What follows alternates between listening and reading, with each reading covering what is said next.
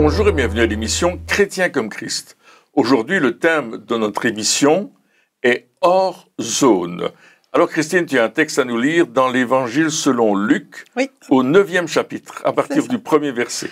Tout à fait. Et en fait, Jésus, il appelle les 12 et il leur donne puissance et autorité sur tous les démons et aussi pour guérir toutes les maladies.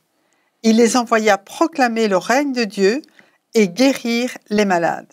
Donc Jésus est toujours là. Normalement, il est avec eux, mais ici, il va envoyer ses disciples, il va envoyer les 12 apôtres pour aller eux-mêmes annoncer le royaume de Dieu et puis chasser les démons, guérir les malades. Donc pour eux, c'est un peu un test. Oui, et en plus, si on comprend bien l'histoire, le Saint-Esprit n'est pas encore descendu sur eux, hein, donc c'est pas. C'est avant la Pentecôte. C'est avant la Pentecôte. Ouais. Ils ont toujours, on va dire, des problèmes d'attitude, comportement. On voit aussi dans les chapitres suivants de Luc qu'ils ont encore du mal avec la foi, de croire ce que Jésus dit, etc. Et malgré cela, donc il les envoie quand même. Et là, je pense que c'est vraiment intéressant parce que on peut directement se relier à nous parce que lorsque le Saint-Esprit est descendu sur eux, que voilà Jésus est ressuscité, on peut dire ah ben oui mais là les apôtres ils étaient au top de leur forme, c'est normal qu'ils guérissaient les malades, etc. Mais ici on est dans un cas où les apôtres ils sont encore en doute peut-être, où ils ont encore des problèmes, enfin, ils sont encore en formation, en chantier, hein, vraiment, en grand chantier, et pourtant Jésus les envoie quand même. Est-ce que ça veut dire que, malgré le fait que nous ne sommes pas parfaits, on peut être envoyé quand même pour faire ces choses-là? Absolument, et c'est ce que Jésus va faire avec ses disciples. Il est en train de les former, il est en train de les éduquer. Donc ça fait, je coupe, mais ça fait partie de la formation. Oui. Des fois, on a l'impression que pour pouvoir commencer à prier pour les malades, chasser les démons, etc., il faut qu'on ait fini la formation. Mais ici, c'est en pleine formation. Ils sont en pleine formation et Jésus va les amener à faire des choses qu'ils ont vu Jésus faire. Ils ont vu Jésus qui pratiquait la guérison des malades, qui annonçait le royaume. Donc, eux aussi, maintenant, sont envoyés pour faire la même chose. Ils l'ont vu, Jésus l'a fait avec eux, Jésus les a aidés à s'améliorer le mieux qu'il peut, mais maintenant, il les envoie. Il dit, allez-y, maintenant il faut que vous y alliez, et il va les envoyer deux par deux. Alors ça c'est intéressant, parce que c'est Marc qui relève le fait qu'il les envoie deux par deux, c'est-à-dire qu'on a 12 disciples, et on a donc 6 équipes de deux qui vont partir à gauche et à droite pour annoncer le royaume. Et je suppose qu'ils étaient quand même un petit peu dans leurs petits souliers quand ils sont partis, parce qu'ils allaient... ils sont devant l'inconnu. Ah oui. Et ils vont devoir rencontrer des choses qu'ils n'ont jamais vues ou qu'ils n'ont jamais fait d'eux-mêmes tout seuls sans que le maître soit avec eux. Oui, c'est ça, parce que ici, non seulement Jésus leur dit de faire des miracles et de chasser les démons, ce qu'ils n'ont peut-être pas encore fait, ou voilà. Mais en plus, ils sont tout seuls. Donc vraiment, on est en dehors de la zone de confort, là. Exactement, en dehors de la zone de confort. Mais on peut relever quand même une chose, c'est qu'avant ça, Jésus leur donne puissance et autorité sur tous les démons, et il leur donne cette autorité, donc c'est pas seulement le pouvoir, il y a le pouvoir, mais aussi ils ont le droit. Dans le mot autorité, ils ont le droit, la permission de chasser les démons et de guérir les malades. Donc c'est ça, ils comprennent. Ils ont un mandat, oui. Ils ont un mandat et ils ont compris que Jésus, lorsqu'il chassait les démons et lorsqu'il guérissait les malades, c'était pas parce que c'était un super-héros ou qu'il avait des super pouvoirs, mais c'est parce qu'il avait une autorité sur ces choses-là. Exactement. C'est ça. Je pense que pour comprendre ce passage-là, il faut comprendre le principe d'autorité et du fait que Jésus avait autorité sur la maladie et sur les démons et qu'il pouvait leur commander quoi que ce soit et ils étaient obligés de faire ce que Jésus leur disait de faire. Hein, c'est ça. Et Jésus, lorsqu'il parle à ses disciples, il leur dit « Cette même autorité que j'ai, je vous la donne ». Et maintenant, c'est à vous de faire la même chose. Voilà, il délègue son autorité pour que les disciples soient eux aussi capables de faire ces choses-là. Oui, et ils vont y aller, franco, allez, on va y aller, on va faire quelque chose. Ils ont vu Jésus faire des miracles, ils ont vu Jésus faire beaucoup de choses, et là ils se disent, nous aussi, on va commencer à le faire. Et ils vont commencer d'aller de village en village, et il semblerait que ils sont pas allés une semaine, il semblerait que, d'après les commentaires que j'ai pu lire, ils sont allés pour 1 ou 2 mois. En voyage. Oui, donc c'était pas 5 minutes. Non, c'était pas 5 minutes. Déjà, la distance entre les villages, le temps qu'ils restent dans le village lui-même, et puis qu'ils annoncent l'évangile, le temps de faire ces miracles, et puis de passer à un autre, etc. Oui, c'est vrai que ça prend du temps. Mais en plus de cela, Jésus, donc non seulement Jésus les a envoyés en disant, voilà, vous allez guérir les malades et chasser les démons, etc., ce qui est déjà... C'est énorme. C'est quelque chose. Là, on est en dehors de la zone de confort. Mais en plus, c'est comme si Jésus il voulait durcir un peu les règles. Il leur donne des instructions très claires. Je pense que c'est dans les versets. Les versets suivants, il leur dit ne prenez rien avec vous.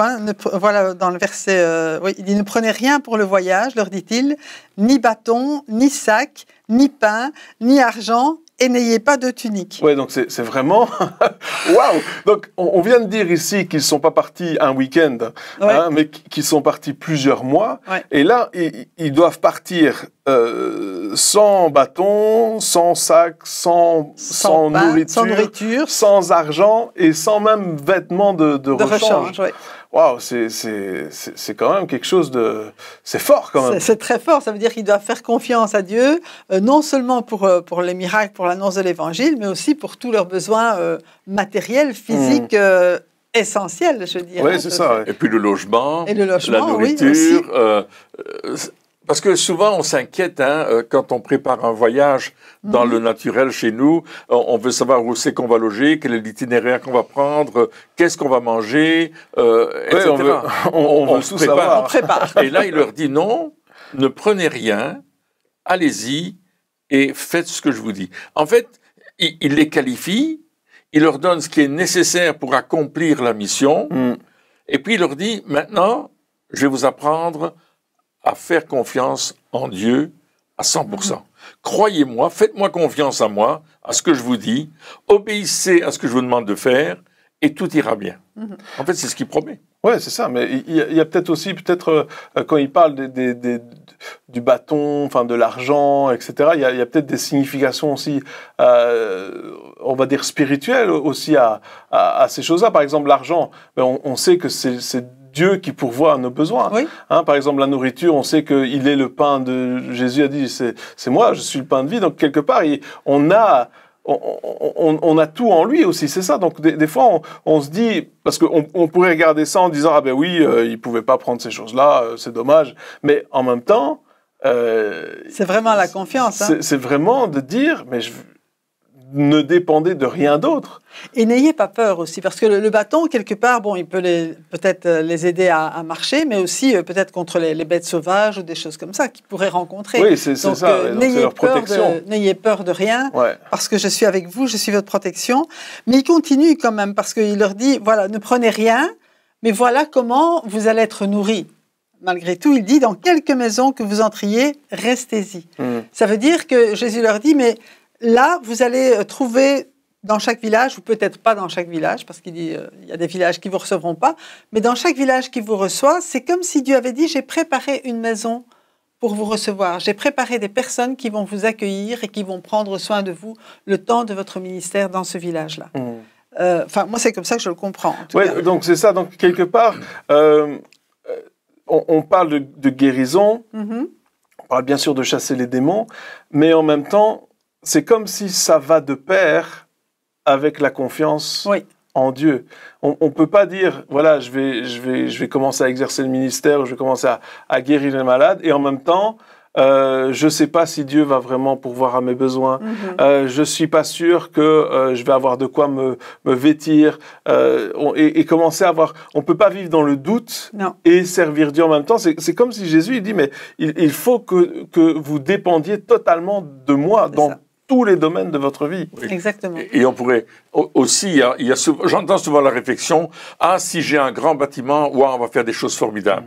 Donc je les fais pas tant que j'ai pas le bâtiment. Ou si j'avais une caméra de télévision, je pourrais faire ceci, mais comme je l'ai pas, je le fais pas. Donc je fais rien. Je fais rien. Donc et Jésus dit, vous partez avec rien et vous allez tout avoir.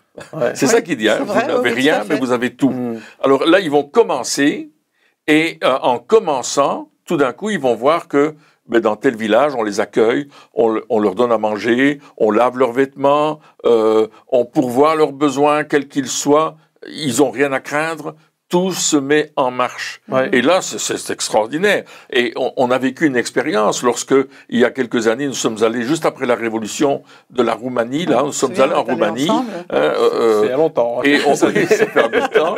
Mais j'aime cette expérience parce que on avait été invités. Alors, qu'est-ce qu'on a fait? On a chargé la voiture.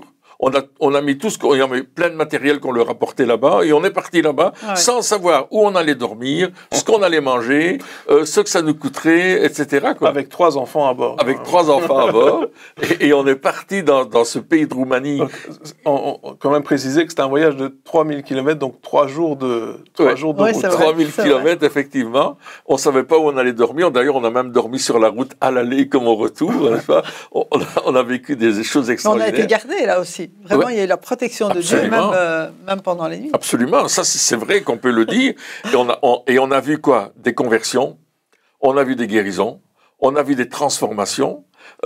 Partout où on est allé, les gens donnaient leur vie au Seigneur parce que Dieu était à l'œuvre et on a simplement obéi à ce que Dieu nous a demandé et il a pourvu à tous nos besoins, même au-delà, parce que le dernier jour, lorsqu'on allait quitter la pièce où on logeait, quelqu'un est venu m'apporter de la viande, des œufs, du beurre, une quantité énorme. Enfin, en tout cas, moi, je trouvais que c'était énorme pour le coin.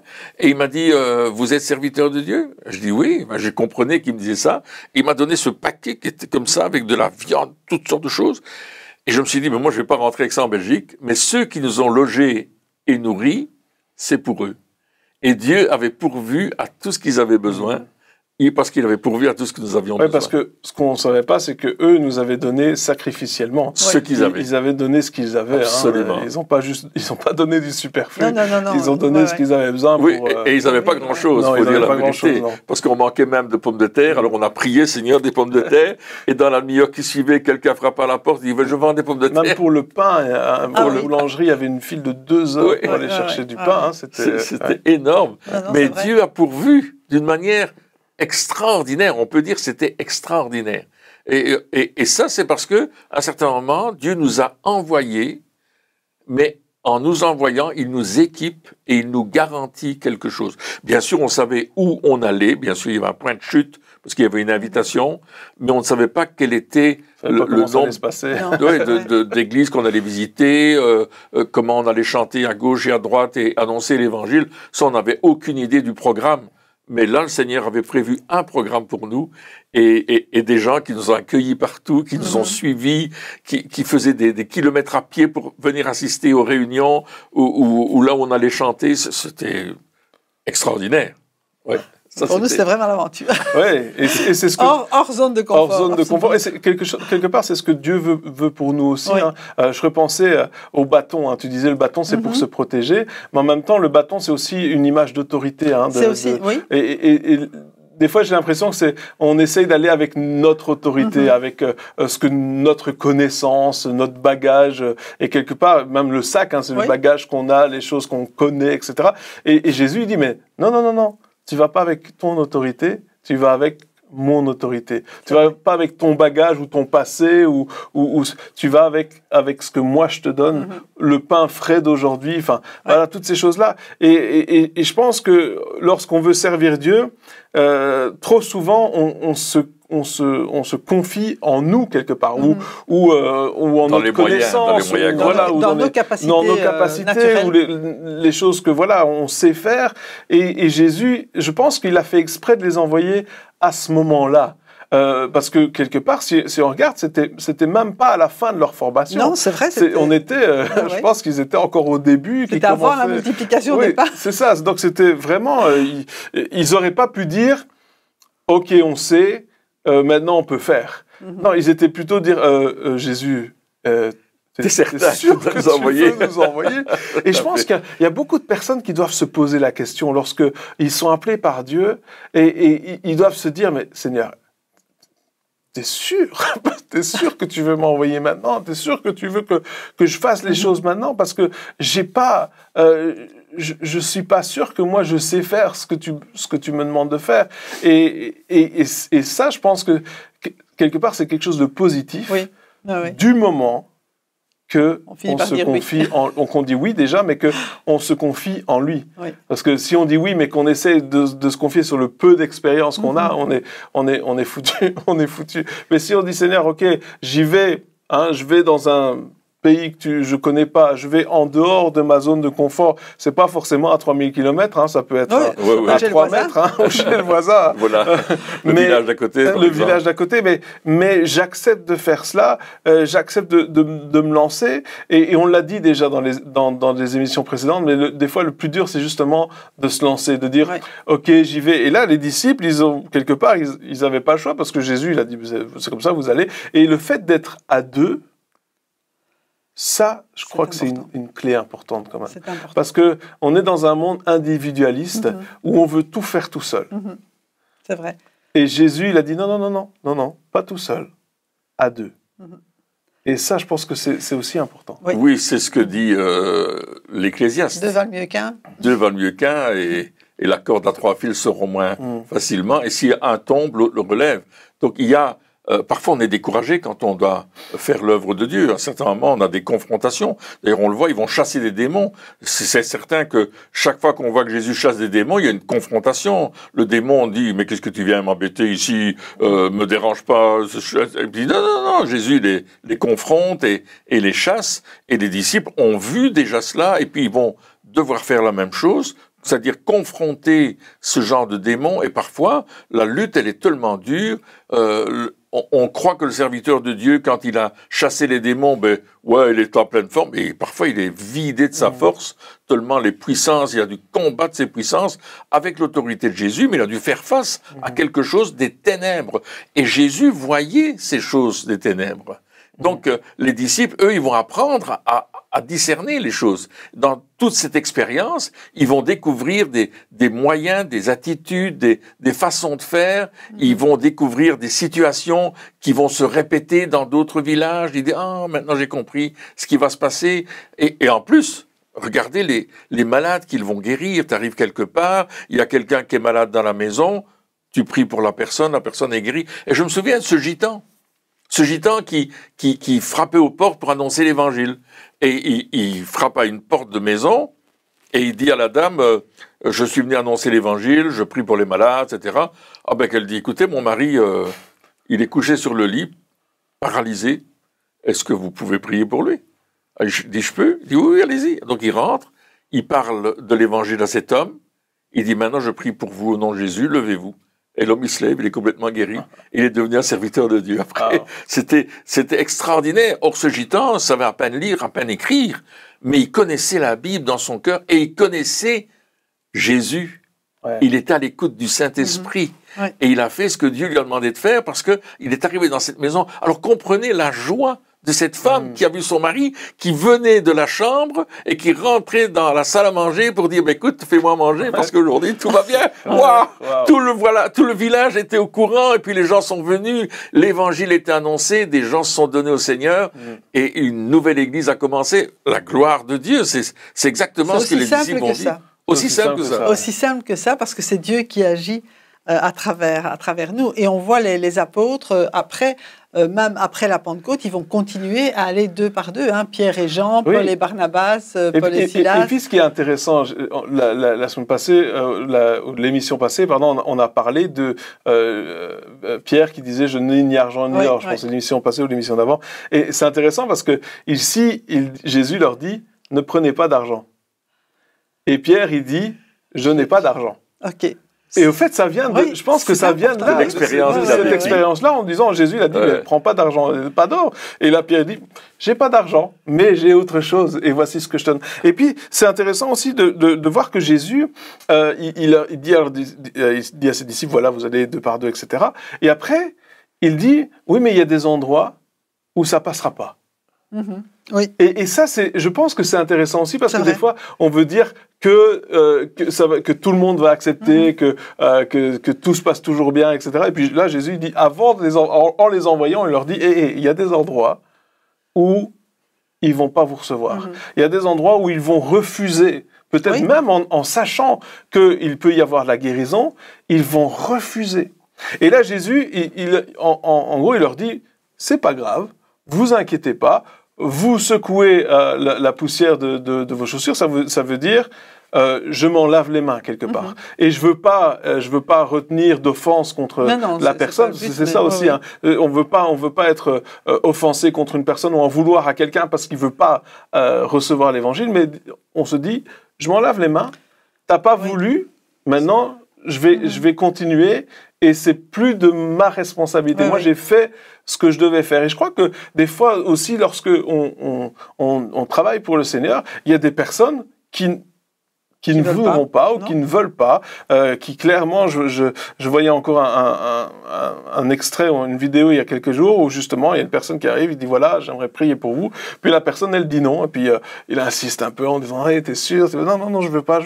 Ok, mais sois béni. Il essayait quand même. Mais il y a juste des gens ils disent mais est-ce que tu sais pas que tu peux être guéri? Ah si, je sais que je peux être guéri, mais non, ça m'intéresse pas. Waouh, ok. Ah, non, mais ça arrive. Oui, ça arrive. Et quand c'est comme ça. Jésus dit, ne soyez pas choqués, ne soyez pas vexés, vous avez fait votre travail, c'est ça. Soyez préparés à avoir des refus, mais surtout, n'arrêtez pas et allez continuer, c'est ça. Hein. Et je crois que secouer la poussière, c'est dire, ok, je ne veux pas rester non plus avec un, entre guillemets, échec.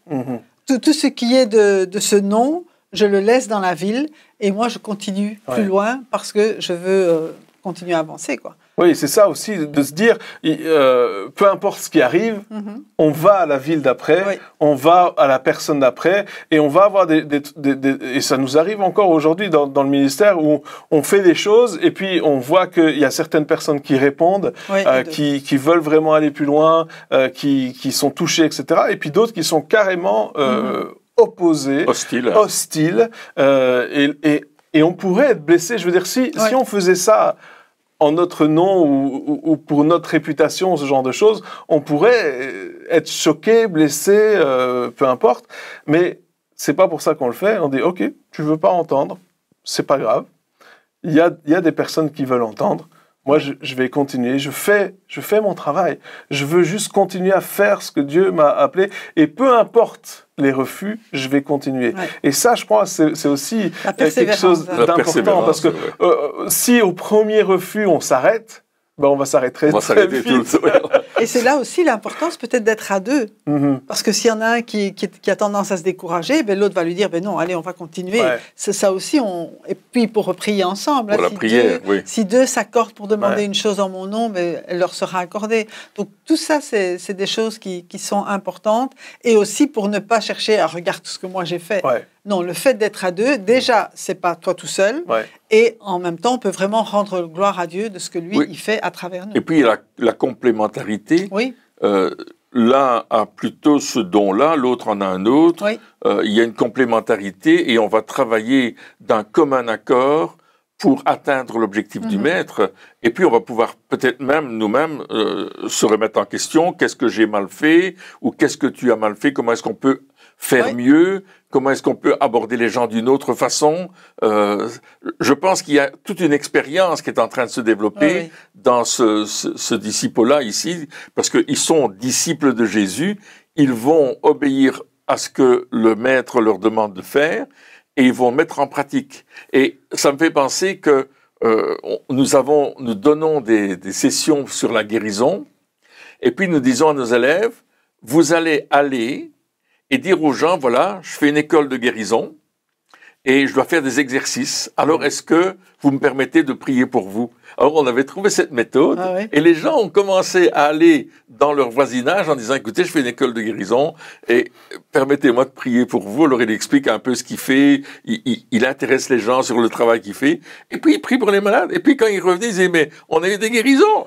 Alléluia, c'est extraordinaire. C'est ça, et c'est ça aujourd'hui, bien trop souvent, on est centré sur le savoir, la théologie, la théorie, et c'est bien d'apprendre, on en a besoin. C'est très bien, mais si on ne pratique pas, ça ne sert à rien. Et Jésus, moi, ça me touche vraiment du fait que Jésus a envoyé ses disciples avant qu'ils ne sachent vraiment à faire. Et je crois qu'une fois que justement on commence à faire, eh bien on apprend plus vite la théorie, justement. Une fois qu'on commence à pratiquer, on dit « Ah, c'est pour ça qu'on dit ça. Ben oui, évidemment, ça a du sens. » Tout d'un coup, les choses, notre entendement s'ouvre parce qu'on commence à pratiquer. Et je crois que vraiment, si Jésus l'a fait, mais à combien plus forte raison nous devons le faire aussi et dire, voilà, écoutez, je ne suis pas un ministère de guérison, je ne suis pas un professionnel de la guérison, enfin, j'apprends, comme tu disais, voilà, je suis à l'école, j'apprends les choses, Jésus a donné cet ordre de dire, voilà, priez pour les malades, chasser les démons, etc. Je viens pour mettre en pratique, est-ce que vous voulez que je prie pour vous? Oui. Non, oui, ok, je prie pour vous. Non, ok, c'est pas grave. Je continue. Et là, il y a vraiment des choses qui vont se passer lorsqu'on ose faire les choses, on ose faire le premier pas et surtout sortir de notre zone de confort pour aller vers d'autres. Parce qu'on peut sortir de la zone de notre confort pour faire des choses pour nous, faire des choses qu'on n'avait jamais faites, etc. Mais ici, ça implique d'autres êtres humains, quand même. Non, mais c'est vrai. Avec des réactions. Avec des réactions. Je suis persuadé qu'il y a eu beaucoup de témoignages des choses qui se sont passées.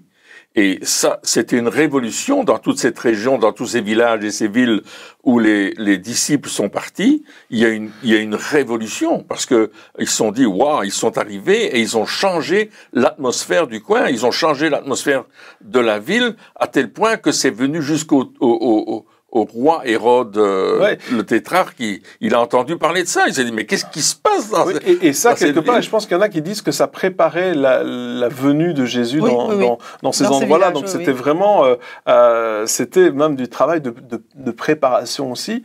Et c'est notre travail aussi. C'est-à-dire que le but, alors la guérison, c'est une chose, mais le but, c'était quand même, les disciples, leur but, c'était d'amener la réalité du royaume de Dieu. Exactement. C'était ça le but. La bonne nouvelle du royaume de Dieu. Donc, quelque part, les guérisons, c'était pour préparer les cœurs à entendre le message. La guérison en soi, c'est très bien pour une personne, mais c'est pas ça qui va l'amener au ciel. Non, c'est pas ça qui va faire qu'elle est sauvée. Et lorsqu'on ose sortir de notre zone de confort, eh bien, justement, c'est parce que nous voulons amener cette bonne nouvelle du royaume de Dieu autour de nous pour qu'un plus grand nombre en profite. Amen.